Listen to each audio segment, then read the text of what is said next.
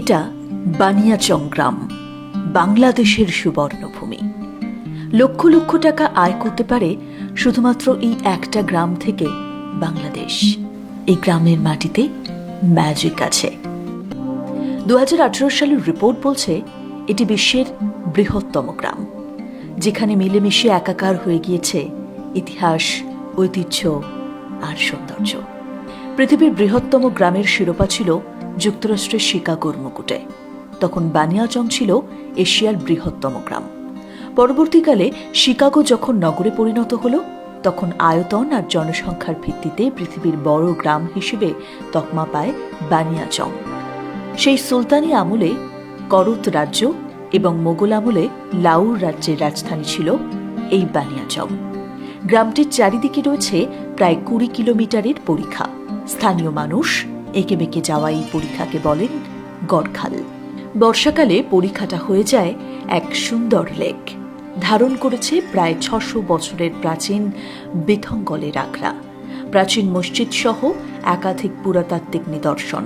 গ্রামটার সৌন্দর্যের টানে দূর দূরান্ত থেকে ছুটে আসেন পর্যটকরা, যেন কোনো মায়া আচ্ছন্ন করে রেখেছে। বিশেষজ্ঞরা বলেন, যদি এই গ্রামের দর্শনীয় স্থানগুলোকে একটু যত্ন করে শৈল্পিক ছোঁয়ায় সাজানো যেত, তাহলে হয়তো এলাকার অর্থনৈতিক চিত্রটাই পাল্টে যেত। বাংলাদেশ সরকার পেত কোটি কোটি টাকার রাজস্ব। আর সত্যি বলতে গ্রামটা ঝুলিতে তো কম প্রশংসা নেই। গ্রাম বলতে আমরা সাধারণত বুঝি কয়েকটা পাড়া মহল্লা নিয়ে গঠিত একটা এলাকা, কিন্তু বানিয়াচংয়ের ক্ষেত্রে সেটা একেবারেই খাটবে না। এখানে রয়েছে প্রায় 120টি মহল্লা, আয়তনে প্রায় 32.43 বর্গ মাইল। বর্তমানে এলাকাটা সাধারণ মানুষের কাছে একটা ঐতিহ্যের প্রতীক। প্রাচীন নিদর্শন আর পুরাকীর্তি রয়েছে এই গ্রামে। রাজবাড়ির ধ্বংসাবশেষ, প্রায় 500 থেকে 200 বছরের পূর্বের মুঘল স্থাপত্য শৈলীতে নির্মিত 3 গম্বুজ বিশিষ্ট প্রায় 11টি মসজিদ ছাড়াও রয়েছে প্রায় 400 বছরের প্রাচীন জয়কালী মন্দির এবং শ্যাম বাউলের আখড়া।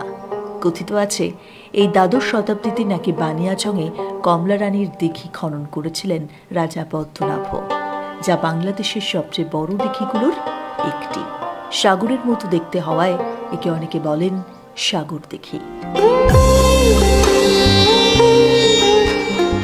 বানিয়াচং গ্রামের গোড়াপত্তন সেই দ্বাদশ শতাব্দীতে।